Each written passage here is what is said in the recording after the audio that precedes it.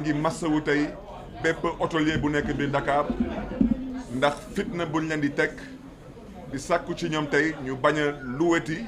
saal ci gàttal bépp acteur buy yëngatu ci mbiru politique wala bépp acteur tey buy ñaawlu tey dictature bu ñuy jéem a woote fii biir Sénégal ak jaay doole bu ñuy jéem a tey tamit saxal fii tey biir Sénégal moo tax ma woo leen tey fii suñu siège dugal leen suma bureau parce que malheureusement fépp fu ñu dem pour louer salle daanaka ci gàttal même wax bi la ñuy dégg mooy monsieur le maire ñu ngi lay baalu àq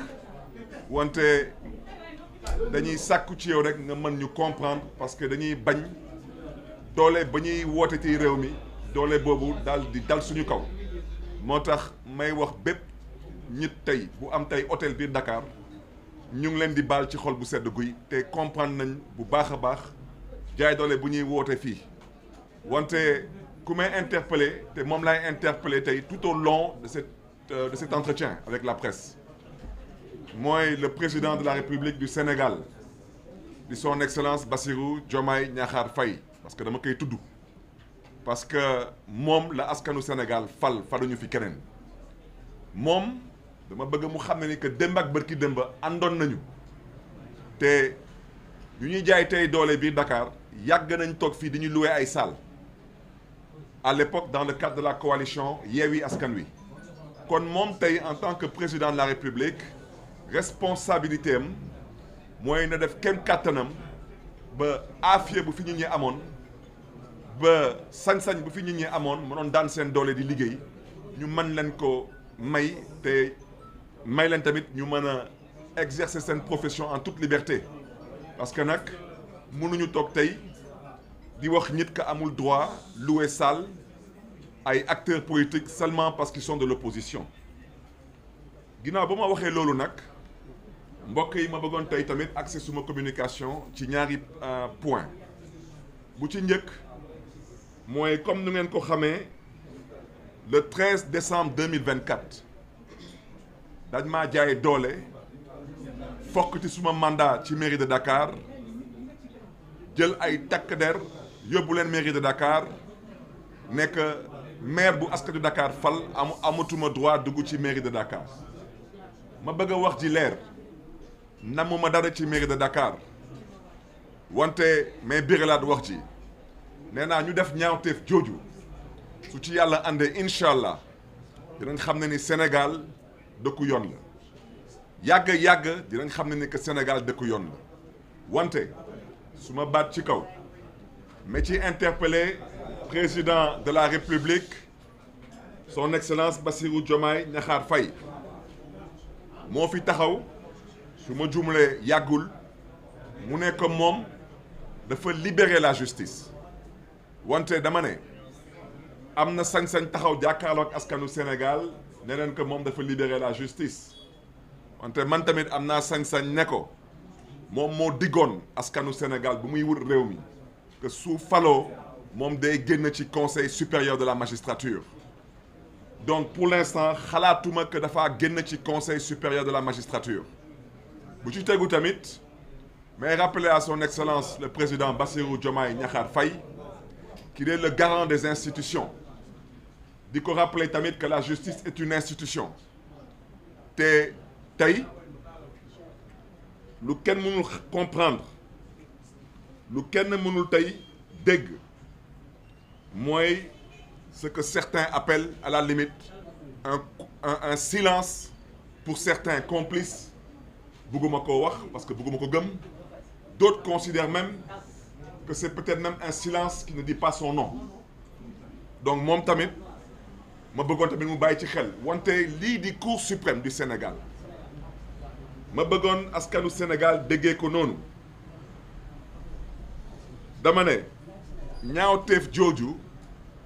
ñu ko def ñu ngi koy def le 13 décembre 2024 jaarale ko ci préfet de Dakar man le 16 décembre 2024 la saisir la cour d'appel pour contester l'arrêté préfectoral ak tamit ma daal di saisir la cour suprême pour excès de pouvoir mooy jaay doole ma bëgg a wax ci leer may biralaat wax ci dama namul dara ci mairie de Dakar Sénégal la ma soxla yónni ma te yàkkamti ma wante il s'agit pas de Barthélémy Diaz il ne s'agit pas de mon mandat de maire de Dakar fii lu ñu tax a yëkkati ay kàddu tey mooy jaay doole ba ñu bëgg a jaay askanu Dakar dañ ko dul nangu Sénégal lu fi am ci ay mairie ëpp na 500 mairies yu am biir Sénégal lu fi am ci ay maire ëpp na 500 maires yu am biir Sénégal ñu singal ci benn mairie di mairie de Dakar singal ci benn askan di askanu Dakar nekk ñoom vote bu ñu voté dañ koy jël sandi ko ci mbalit bi moo tax man ci turu askanu Dakar je rappelle que man dañu njëkk a fal biir Sénégal ma doon maire de la capitale au suffrage direct moo tax ma saisir ci turu askanu Dakar en étant le premier magistrat de Dakar ma saisir la Cour suprême Cour suprême nag ma bëgg a wax ji leer ñaari option la ñu am man nag sama wolof xóotul amaana ma am ay expression yu may utiliser peut-être am nañu jàpp ne ni mën na ñàkk wante lu ma xalaat daal mooy Cour suprême ñaari option la ñu am mooy yàbbi ci wala ñàkk ci yàbbi nag mooy confirmer lu fi nit ñi def mooy jaay doole bu ñu jaay askanu Dakar taxaw ne Cour suprême jàkkaarloo ak askanu Sénégal parce que Dakar est capitale du Sénégal ne Cour suprême jàkkaarloo ak askanu Dakar ne leen que Sénégal bii préfet ba ñuy nommé ci décret présidentiel préfet nga xam ne signature da koy nommé am na sañ-sañu folli maire ba askan fal te loolu pour que Cour suprême mën ko wax foog que Cour suprême am ci lu muy sukkandiku taxaw ne ci code bii daanaka ci loi bii moo xam code général des collectivités locales wala moo xam ban code article bii daanaka préfet ba signature di installé am na sañ-sañ ak mën-mënu folli maire bu askan di fal kooku nag bés bu ko Cour suprême defee ma xam ne ni nag wax dëgg yàlla ma xam ne ni que Sénégal mën na ñàkk gëm na ni que justice am na fi parce que loolu mënul am beneen bi mooy que la Cour suprême dise le droit et rende justice au peuple de Dakar parce que jaay doole bi ku ko fi def xam nañ ko mais moom mu ngi may dégg yàkkamtiwuñu ko Sénégal bii dama bëgg a wax ci leer fii république la fii képp ku fi fooyee xelam ëllëg yàggatul parce que nag jaay doole amul place ci démocratie te di yépp askan amul place ci république maintenant nag mën nga fooyee sa xel je l'ai dit et je le répète ceux qui ont braqué la mairie de Dakar seront punis loolu mooy dëgg et je ne reviendrai pas là-dessus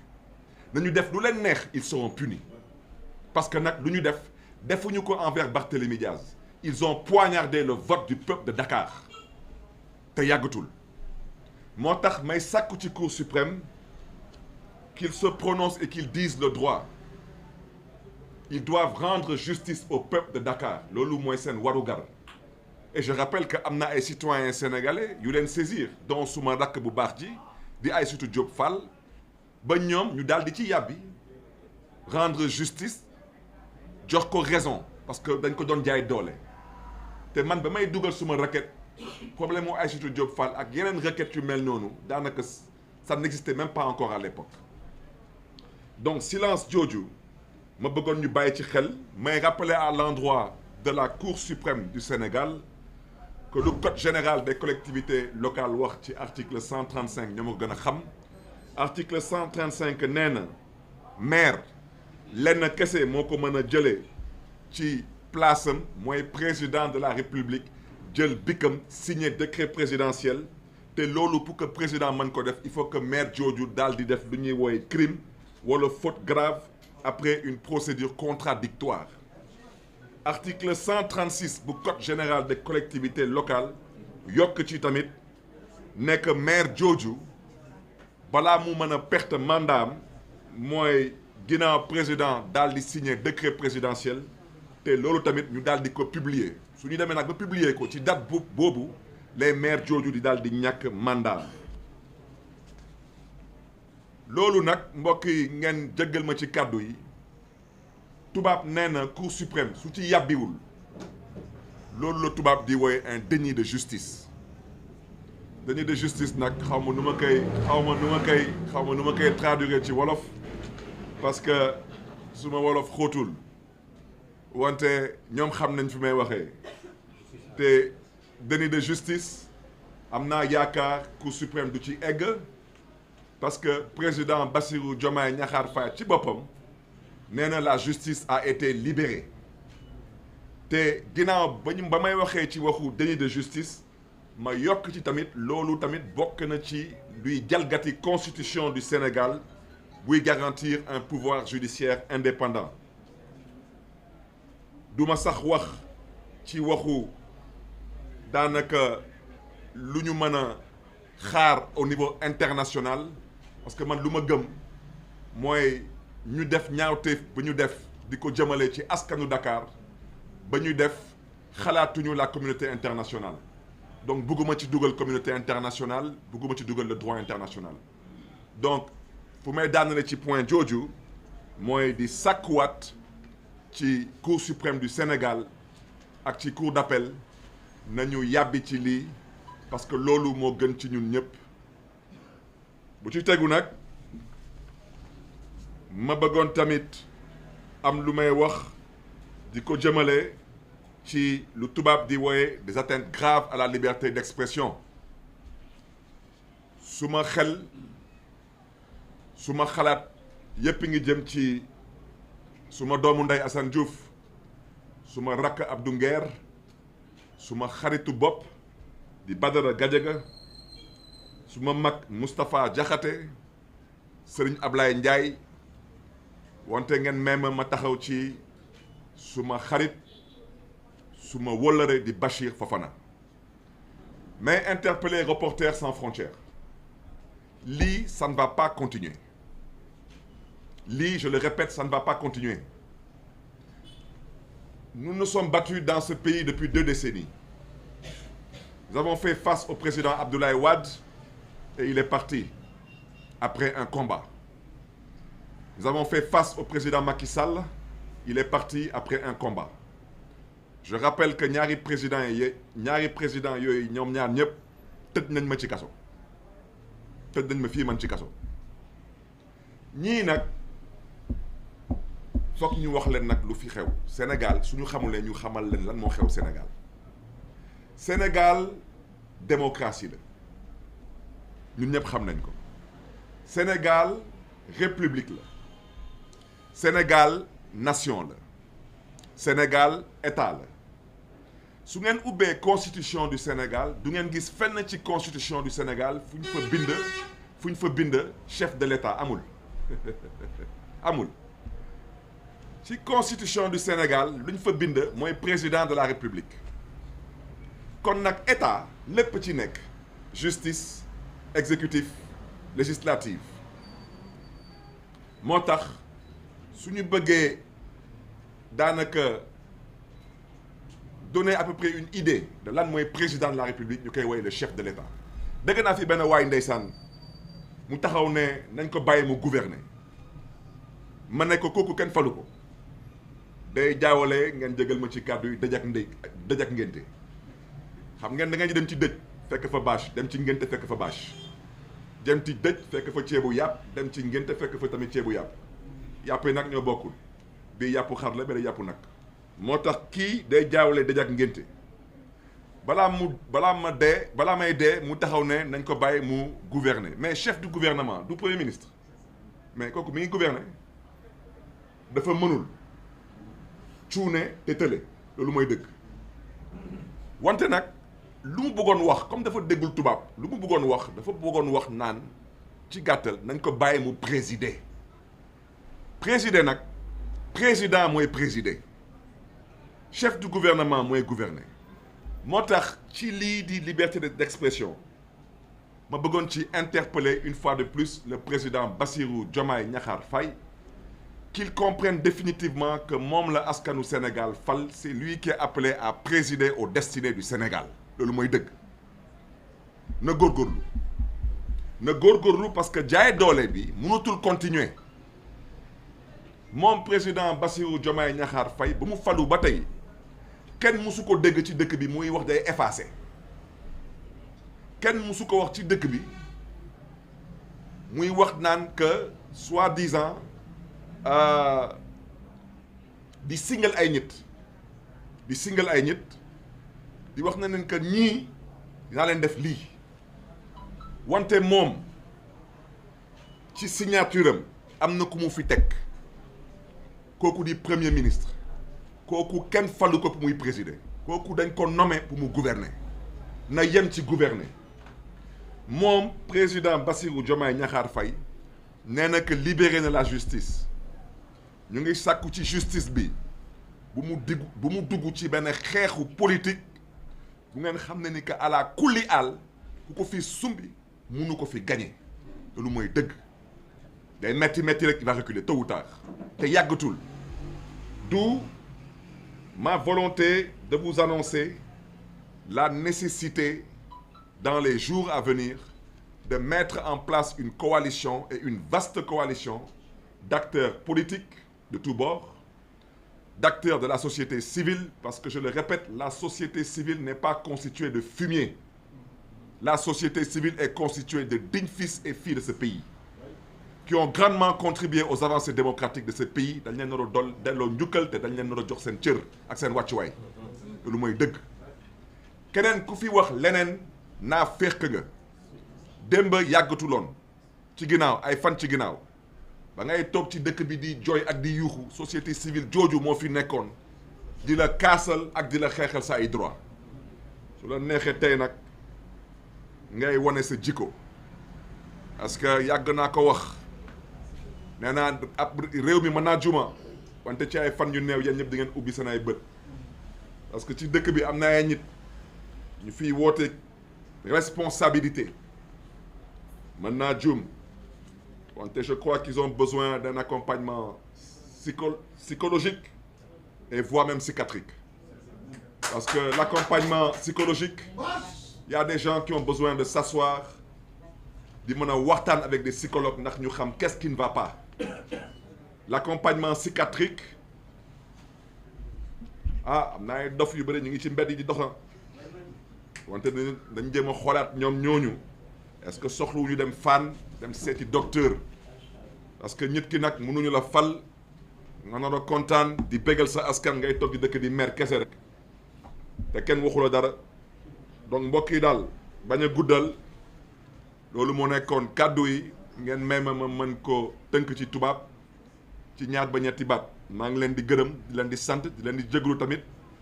daanaka su kàddu yi xaw a ñagas maa ngi leen di ci jéglu.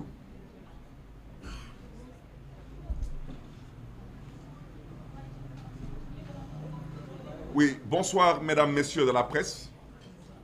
Je vous remercie de votre présence. Je m'excuse de vous avoir accueilli dans ces conditions, dans mon bureau exigu, parce que malheureusement, nous n'avons pas pu avoir une salle, parce que malheureusement, tous les hôteliers de la place ont été menacés de représailles au cas où ils mettraient des salles à notre disposition. Je voudrais seulement rappeler à Monsieur le Président de la République du Sénégal, son Excellence Monsieur Bassirou Diomaye Diakhar Faye, qu'il y a quelque temps de cela, dans le cadre de la coalition Yewwi Askan Wi, on louait librement des salles dans ce pays, on communiquait librement et il n'y avait aucun hôtelier qui était menacé de représailles parce qu'il exerçait sa profession, entre autres, de mettre à disposition des salles moyennant une rémunération. Et j'espère que cela prendra bientôt fin parce que nous sommes dans une république, dans un État, dans une nation qui est dirigée par l'excellence le président Faye. Je voudrais à ce titre dire que notre démocratie traverse une période de trouble, où les principes fondamentaux de l'état de droit sont mis en mal. À ce titre, je souhaiterais mettre l'accent sur 2 points. Le premier point concerne ma révocation politique qui est illégale et arbitraire. Au-delà de ma modeste personne, au-delà de mon mandat, je souhaiterais dire qu'aujourd'hui, je lève la voix pour dénoncer la confiscation du vote populaire du peuple de Dakar. dire aujourd'hui qu'il y a plus de 500 collectivités territoriales au Sénégal. Il y a plus de 500 maires au Sénégal. Il y a une seule mairie qui a été ciblée, un seul maire qui a été ciblé, un seul poste qui a été ciblé et un seul vote d'un seul peuple qui a été détourné, en l'occurrence le peuple de Dakar. À ce titre, je voudrais dire à son Excellence M. Bassirou Diomaye Diakhar Faye qu'il est le seul et unique garant du bon fonctionnement des institutions. À ce titre, lui rappeler qu'il y a quelques jours, il a confirmé avoir libéré la justice du Sénégal. Mais je voudrais lui dire que c'est très bien. Nous l'avons accueilli avec beaucoup d'enthousiasme. Mais lui rappeler qu'il est toujours encore membre du Conseil supérieur de la magistrature. Et je voudrais lui rappeler qu'il a la responsabilité du bon fonctionnement de ces institutions, dont l'institution judiciaire. Je voudrais lui rappeler que le 13 décembre 2024, il y a un arrêté préfectoral totalement illégal qui a été pris pour me démettre soi-disant de mes fonctions de maire de Dakar. Je souhaiterais aussi vous rappeler, Monsieur le Président de la République, que je suis encore le maire de Dakar à ce jour. Et que la mairie de Dakar actuellement fonctionne par le biais d'un intérimaire, comme le stipule la loi. Et je voudrais aussi rappeler et inviter tout le conseil municipal de la ville de Dakar à rester soudé autour de Madame le maire qui assure l'intérim et les affaires courantes pour le bon fonctionnement de notre mairie, mais surtout pour le bien des populations de Dakar. N'acceptez pas de vous faire divertir par soi-disant une probable élection pour remplacer le maire de Dakar. Cela ne pourrait se faire qu'une fois que la Cour suprême se serait prononcée. Pour revenir à notre sujet, inviter le président de la République à bien vouloir assurer et s'assurer du bon fonctionnement de l'institution judiciaire. Je voudrais rappeler que l'article 135 du Code général des collectivités locales stipule clairement qu'un maire ne peut être révoqué que par décret présidentiel. Et Monsieur le Président de la République, je n'ai pas encore vu ce décret présidentiel. Et seulement en cas de crime ou de faute grave, après une procédure contradictoire. Et je voudrais rappeler que dans le cas de cette révocation dont je fais l'objet, il n'y a aucune condamnation pour crime, il n'y a aucune audition, je le répète et le rappelle et le confirme, il n'y a aucun décret présidentiel et cet arrêté préfectoral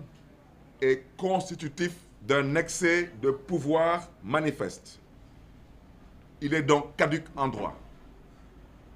Et par ricochet, vous me permettrez d'interpeller respectueusement la Cour suprême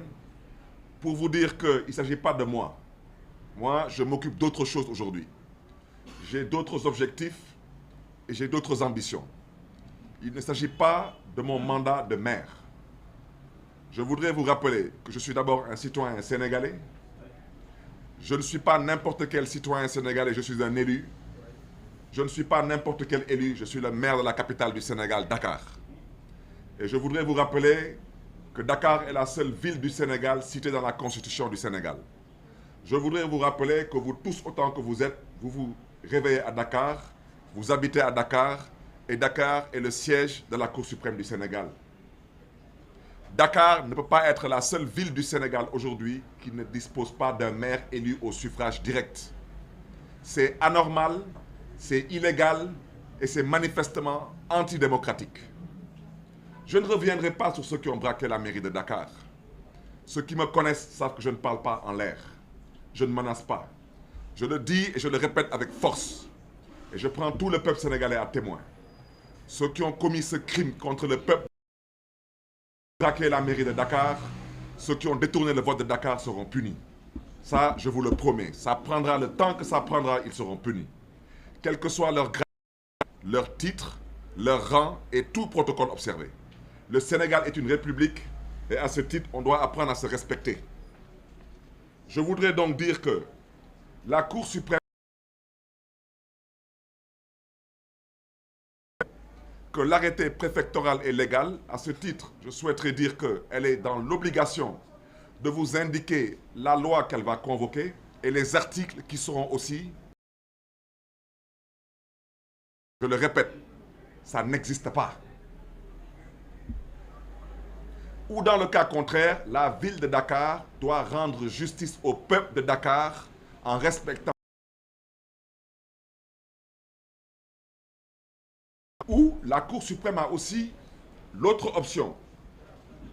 c'est de s'emmurer dans un silence qui ne dirait pas son nom. Et j'espère qu'on n'en arrivera pas là. À ce titre, j'espère que la justice de notre pays, que le président Bassirou Diomaye Diakhar Faye a dit être libéré, ne sera pas une justice coupable d'un déni de justice. C'est mon intime conviction.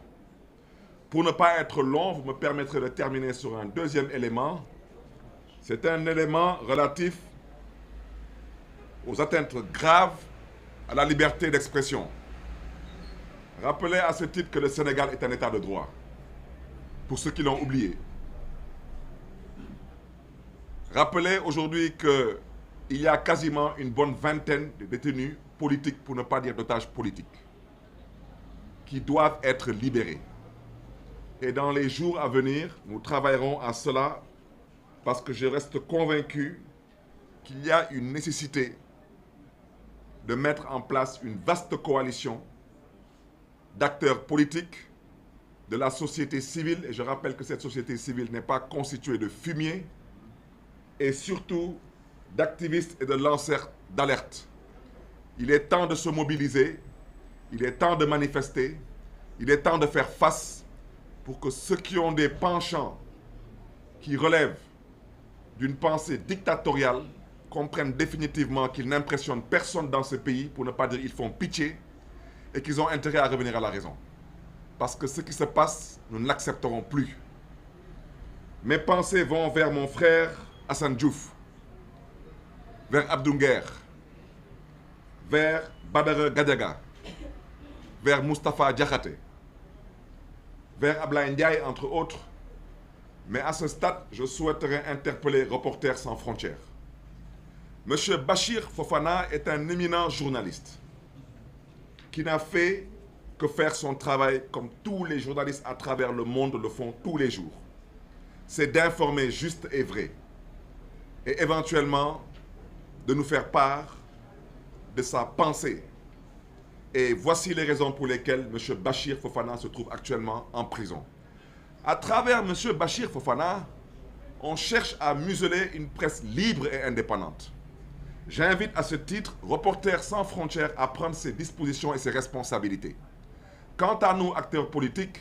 nous ferons ce que nous avons à faire, parce que si les prisons de ce pays doivent se remplir, franchement, au stade où nous en sommes, c'est le cadet de nos soucis. Je terminerai seulement en disant que j'espère qu'on n'en arrivera pas là. Parce que si on en arrive là, malheureusement, la responsabilité du président Bassirou Diomaye Diakhar Faye ne pourrait pas ne pas être impliquée et convoquée. Et j'espère qu'on n'en arrivera pas là.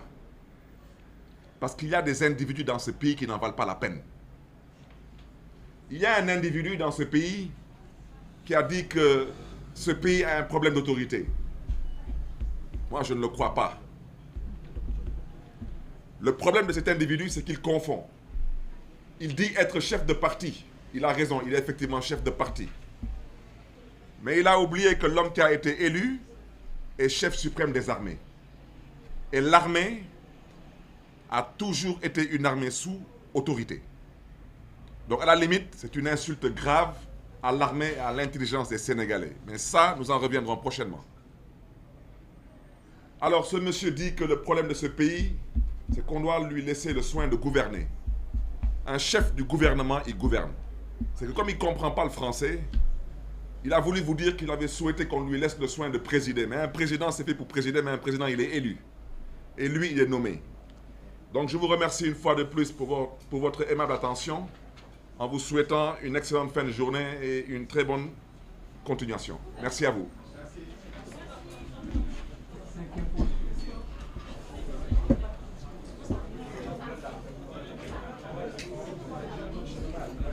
Oui. Mais mon très cher, maa ngi lay ziar maa ngi lay bëggee bu baax a baax. naka coono yi. L'homme qu'il nous faut en 2029, Inch'Allah. Macha Allah. L'homme fort. Sénégal yëpp ñoo la bëgg. Inch'Allah. Sénégal yëpp ñoo la bëgg. L'homme de la solution en 2029. Comment vas-tu mon cher? Barthélémy Dias. Day baaxal. Inch'Allah. Macky Sall Paul Dias. borom réew mi. Inch'Allah. 2029 Inch'Allah. Comment va?